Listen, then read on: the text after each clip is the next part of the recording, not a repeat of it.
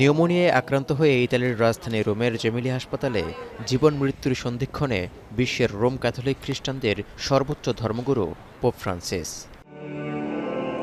তার ফুসফুসের উভয় পাশেই নিউমোনিয়ায় আক্রান্ত হওয়ার পাশাপাশি এবার রক্ত পরীক্ষায় কিডনি বিকল হওয়ার লক্ষণ পাওয়ায় রীতিমতো উদ্বিগ্ন তার ভক্ত অনুরাগীরা।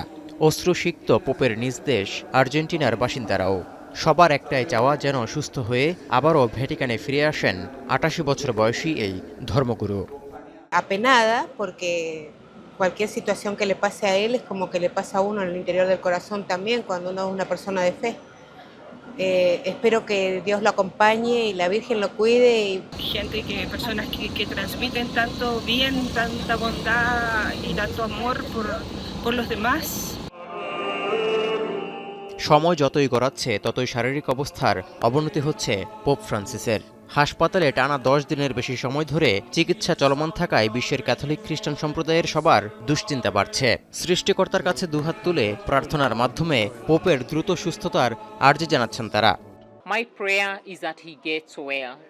With having been a shepherd for all the years, he has a lot for us to gain from him.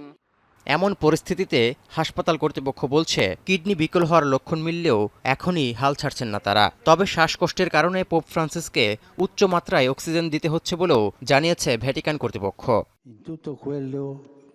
রক্তে অক্সিজেন সরবরাহ কমে যাওয়া, নিউমোনিয়া ও ফুসফুসে সংক্রমণ সংক্রান্ত জটিলতা নিয়ে পোপ ফ্রান্সিস গেল ১৪ ফেব্রুয়ারি ভর্তি হন রোমের জেমেলি হাসপাতালে।